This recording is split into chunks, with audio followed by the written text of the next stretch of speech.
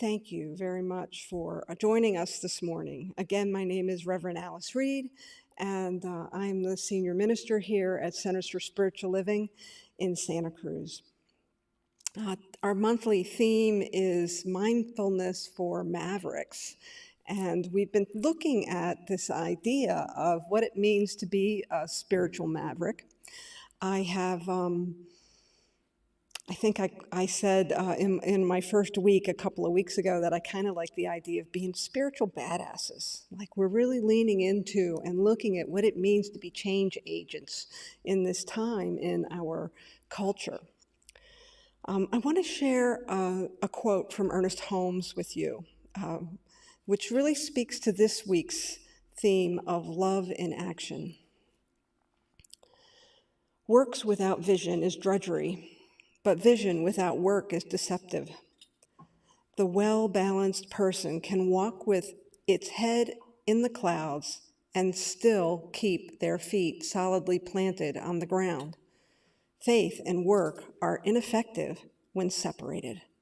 And that's from a publication called Journey into Life. So as we look at this idea of faith and love in action, I'm reminded of the biblical phrase, faith without works is dead. But what I want to add to that is works without faith is empty. And so in this great time of upheaval in our world, I think it's time for us to really look at what it means to be in action and loving service to one another and into the world. And so as we've looked at our thoughts and we've looked at our intentions, it's time to look at how those plus our values really inform our actions. The word practice, we use that a lot in our movement, don't we? We're always talking about spiritual practice. Well, when we practice for something, it means we're getting prepared. And so I want to suggest that now's the time. And in the words of Kevin Ross, this is not a drill. We have done all the practice that we need to do. And now is our time to step forward and to begin to use the beautiful tools and the amazing philosophy and the ways of being in the world that we've been doing for about 100 years in this movement. If you think about our movement being 100 years old, 101 to be exact, and if you think about where the world has come in 100 years.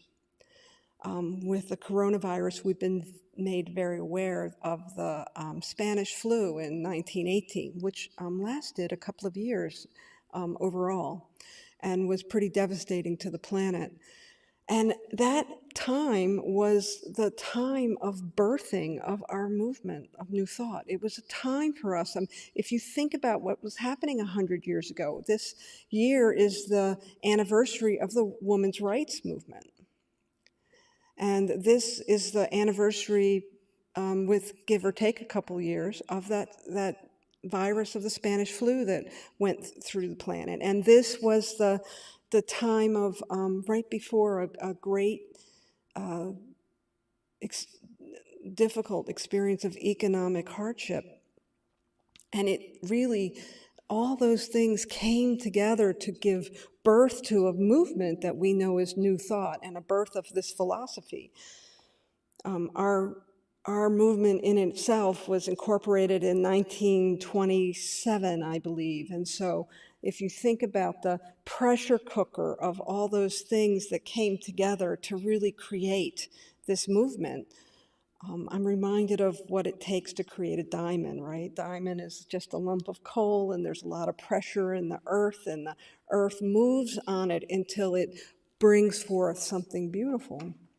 And I would like to think that our movement began to come into full fruition from the same pressures. And so here we are in the midst of great change. I read this article this week by David Brooks, You might be familiar with him, and he talked about the 5 things that are going on in the world right now that are sort of coalescing, if you will, to bring about this great change. We have of course, COVID, the virus. We have systemic racism that is really coming to a head. We have the economic hardships of massive unemployment. We've got the climate crisis that is rearing its head. We're seeing that everywhere. And then, of course, the political, I won't use the word that's come to mind, divisiveness. There's another term I could use, but I better not. Use your imagination. Yeah, so there's a lot going on in our world right now. There really is. And when we think about the movement of our consciousness and our awareness to a greater understanding of the systemic racism that we're coming to terms with, I think of it also as the pot is boiling over on separatism. I'll call it that because we've had the back and forth with the LGBTQ community and the Supreme Court hearing cases and on again, off again as we try to continue to walk this line of love and equality.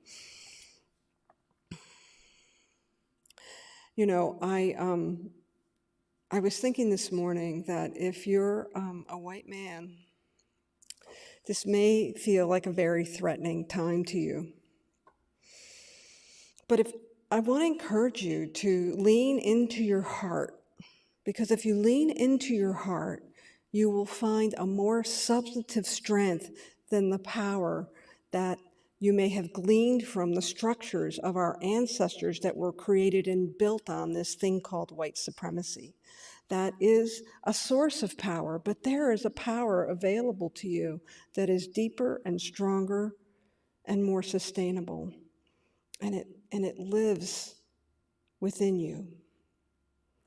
And so please, as women step forward, as BIPOC individuals, that's Black and Indigenous people of color, begin to step up and stand up for their rights, as the LGBTQ community begins to stand up for their rights. This isn't about creating more separatism. It's about creating more equanimity. It's about creating a world that works for all. I was on a call this week, and I found myself chatting with one of our Black leaders, and she talked about how discouraged she was about our vision of a world that works for everyone, because the world does not work for her right now. And I think we have to come to terms with that we have a really big vision, but we are not there yet. I was listening to Reverend Kevin Ross, who is a unity minister out of Sacramento. He was speaking in Atlanta, the world of technology. He was speaking in Atlanta this morning, and he was talking about the fact that in order to feel safe driving his car, he has a laminated copy of his driver's license, his insurance card, and his registration. And he keeps it on his dash so that, in his words, he doesn't have to worry about losing his life if he's pulled over. Now, friends, nobody should have to live this way. But many of our brothers and sisters do live this way. And so as we lean into this idea of a world that works for everyone, I think we need to begin to come to terms with the world that we've created so far. We need to come to terms with how we can change that. And when I think about this idea of taking action that's mindful, and the idea that faith without works is dead, or the flip side of that, works without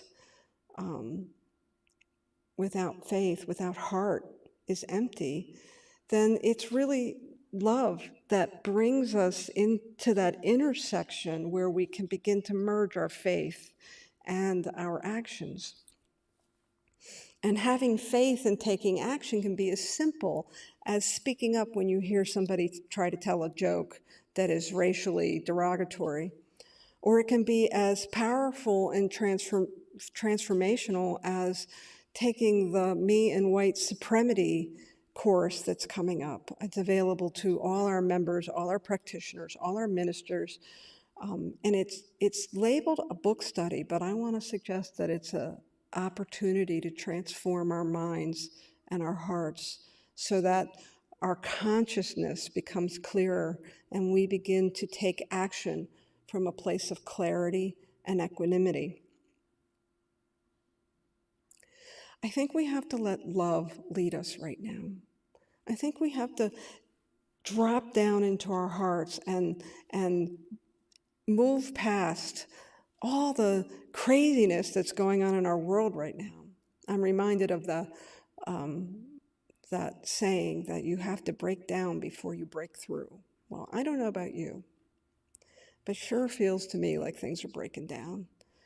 And I choose to believe that on the other side of that is a breakthrough so that we can make this quantum leap in our world, so that people are making this quantum leap to love.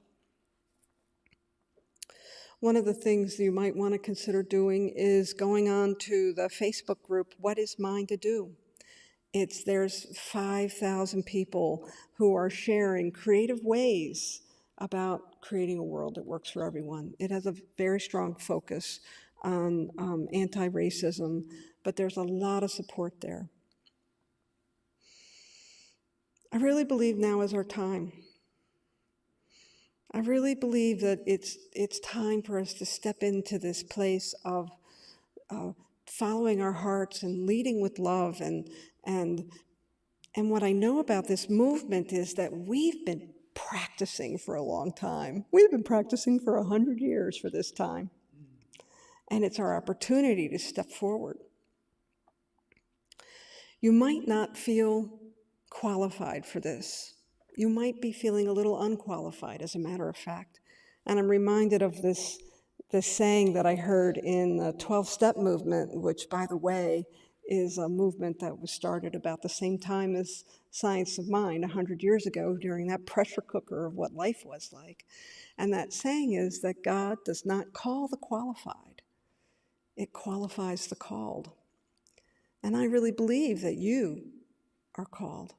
And I really believe that I am called to a higher order of being with one another, to a higher order of behavior, to a higher order of actions. And I'm really led to say right now that coming to that higher order, we don't get there by stepping on other people.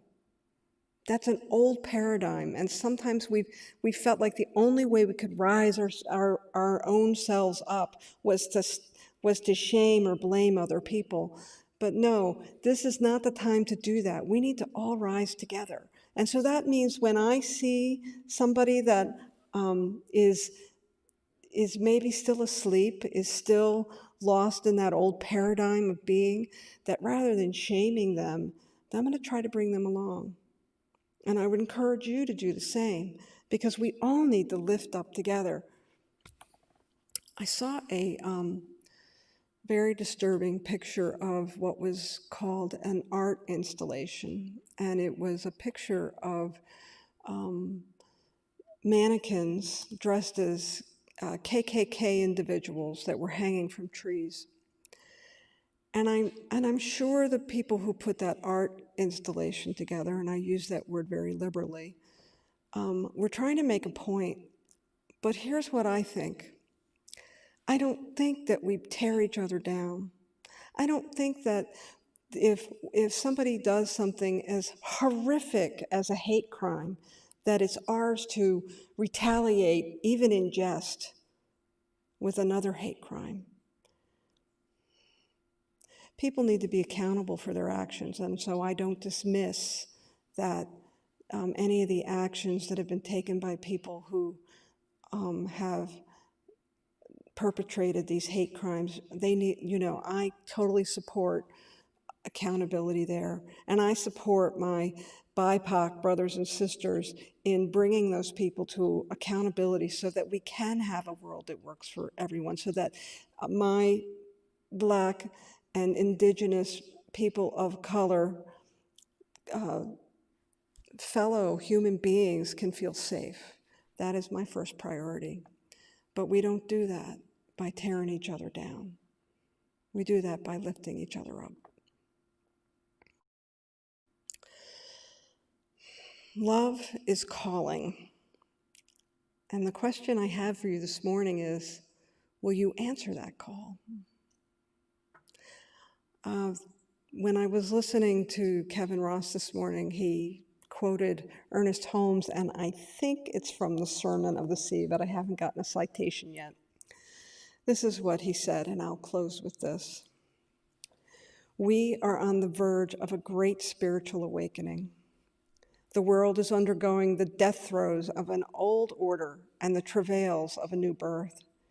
And whether or not it remains suspended in a state of intermediate coma or passes immediately into the heaven of divine promise will depend entirely upon how many of its ancient corpses it is willing to lose.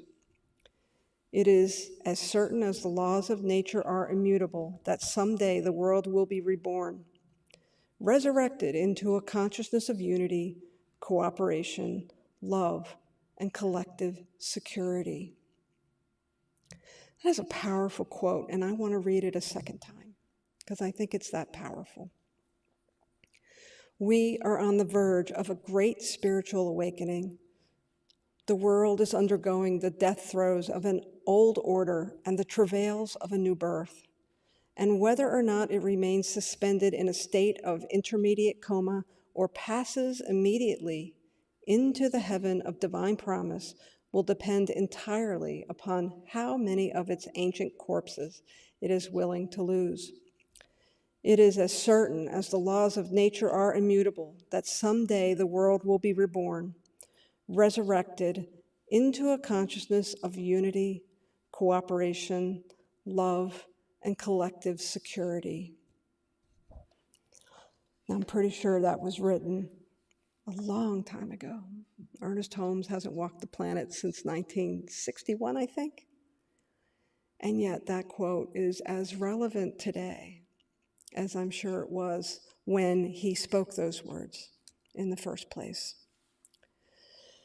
So let's take that idea of being in the middle of a quantum leap and being in a space of moving into our power and moving with love into action, fueled by our faith and motivated by our love, to really begin to inhabit a world that works for everyone.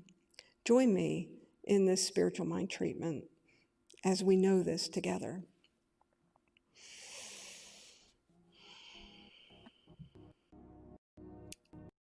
I allow my heart to stay open. I know that as the world contracts and expands, as it moves through this place of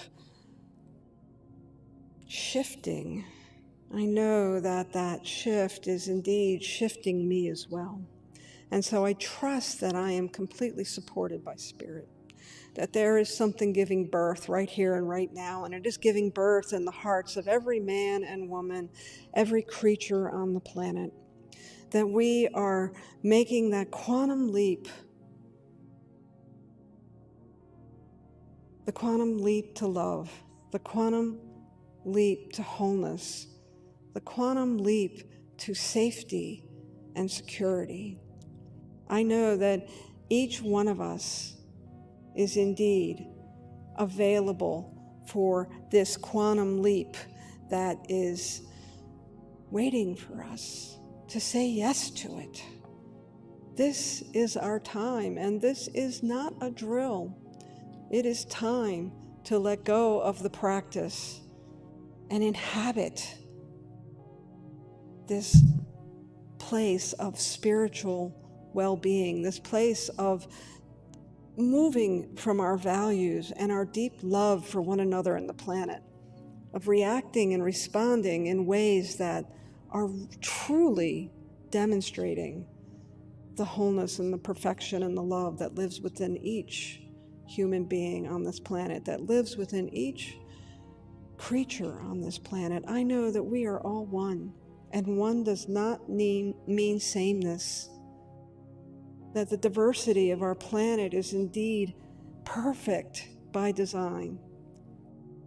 So we let go of our old ideas. We let go of those ancient corpses, whatever they are that we need to let go of to fall away and allow ourselves to move into a greater wholeness. I trust that as we keep our hearts open, as we don't shut down, that it is that openness that leads us forward, that moves us in the direction, that tells us which direction to take, tells us which action to take. I claim right now for each one that we are led by love. And it is love that leads the way, and it is law that makes the way possible. I trust this philosophy. I trust these principles. I trust Source, and I trust the heart of all humankind, knowing that as we continue to open our hearts, we will be led, we will be guided, we will be guarded, and we will be directed. I'm so grateful for all that's going forth right now on our planet, knowing that this great change, this turning, if you will, is a turning towards wholeness. It's a turning towards a world that works for everyone. And it is love that keeps me turning, even in the face of fatigue, even in the face of overwhelm, even in the face of not understanding. I trust that we are indeed evolving, that humanity is evolving to its best yet to be. And so I ask you to walk in love, to take action from love, and to know that this is indeed our time, that we will do amazing things with our hearts opened, with our minds available. I give great thanks for this. And together we anchor this in that same love by saying together, and so it is.